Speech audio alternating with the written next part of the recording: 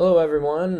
First, I want to start out by saying thank you to my classmates and also to my professor for giving me the opportunity to do this service project because I had a great time and I got to see my strengths and see myself learn from this course. So, thank you again. Um, this is my Texas Air Museum Improvement by Caleb Dole. My original plan was just to go in. I drive by this museum every time I go to flight school, and it's just it's upkept, but to the bare minimum. So I wanted to go in, create a team, and then use my leadership skills and my strengths that I've learned from this course to, go in and clean up this museum for what they want me to do. My timeline was basically just go in and just collect observations to see what needs to be done so I can offer them to the museum, and then take that information and make a plan with it. Organize, do things in a timely manner, and then take this plan and organize it. The participants was my girlfriend Bailey, and then me, the one practicing his skills that he has been picking up and learning from this course. This plan I wrote with no intent. I didn't think I would actually need it. I was just making a plan, and it was just it was a wide plan. If anything goes wrong accordingly, I'll be just in direct communication with the museum. I'm sure we all learned that this one needed some work. I wasn't aware of the situations I was going to be in. And then the main characteristics I wanted to be a part of this project was be disciplined. Do what the museum wants, not what I want. And focus on my strengths because I want to be who God wants me to be, not who I want to be. Next, we have the updated service project. This is what actually happened versus what I had planned. Same people, it was me and my girlfriend, practicing my leadership skills with her. She was the organizer and communicator. Offering our valuable time sweeping the gallery. We slept for probably like an hour cleaning up the glass cases, protecting aviation history. While we'll get to it, but Mike was the owner of the museum, and he walked around with us, pointing out things that could be done. And we just hopped right on those things because that's what we were there to do. And then another thing that we wanted to practice was listening, our listening skills. Where the Texas Air Museum, it was in Slayton, Texas. It's right by my flight school. When it was February 18th, 2023, we got there around 12. We met with him. He knew we were coming, so we met right up with him. He had a few things, but also he wanted to see what we wanted to do. Why? Because this museum, it's all donations. We were the first ones there out of like 2 months, so that was a big thing for them. And then how? This was the biggest part. How did we want to help the museum out? And it was just volunteer our valuable time to the museum, sweeping, wiping down glass cases, picking up pine cones that were all over around the aircraft, as you'll see in pictures later.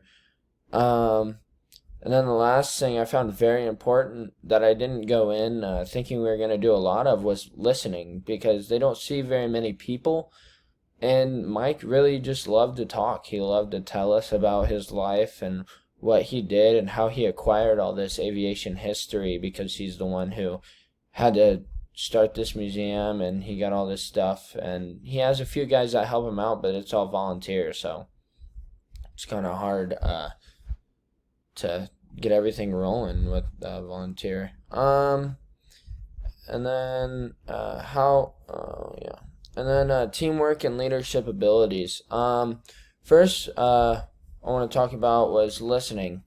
Our biggest teamwork and leadership was listening. We listened to him for a very long time. This service project part was putting leadership strengths to the test with having to listen with enthusiasm, like care and understand and see. Just picture yourself in his shoes and see what he was going through as he was in Vietnam. Um, he would point out things here and there, and me and Bailey would just hop on it as the pine cones and all the sticks around there. You'll see in the picture later. We were the only two people there that came in for a couple months, and it was big to him. He was surprised to see us because it was very cold, and it was really windy. So he was surprised we came. Another trait was confidence. Walk in with confidence. Know what you're there to do. No, just be confident in everything that you do. That was another one of my favorites. To add to these, the unique trait that I learned was just being able to organize, because he wanted to work on this Jeep, but he had to be up front, and he kept talking about it. And I pointed out to him that I could have Bailey sit up there while he went and worked on the Jeep, and I could keep sweeping and stuff. So he was able to go work on the Jeep with his buddy that they had to get ready for in a parade, and so that was something amazing that I got to see. Was he lit up and was like, "Would y'all really be able to do that?" And we were like, "Yes, sir," and we just hopped right on it. That was a pretty cool thing to see.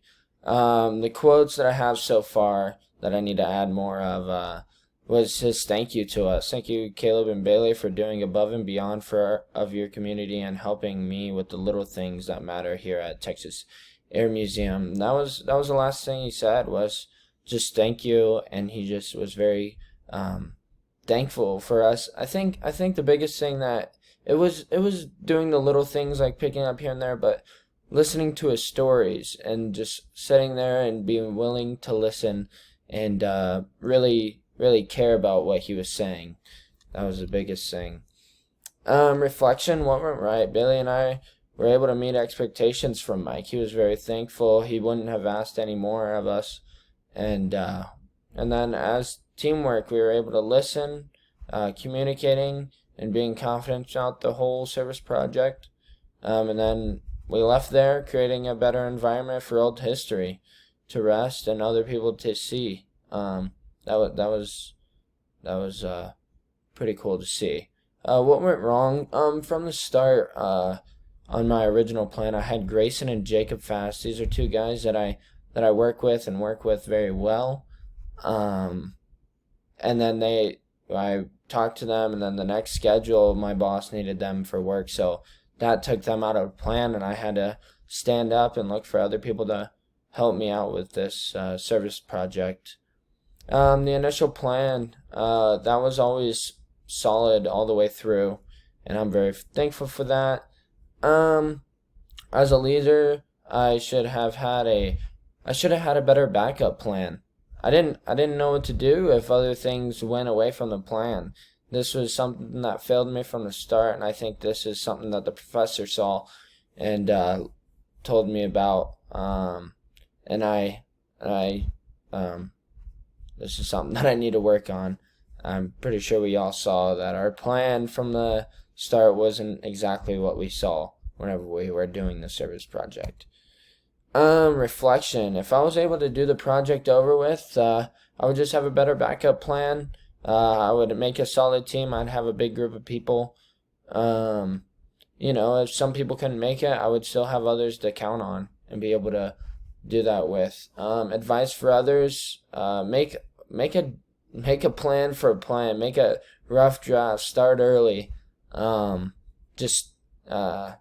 then if you're not good at communicating, get someone on your team that's good at communicating, because being able to communicate with the leader of the place that you want to do a service project for, you have to be in direct communication with them.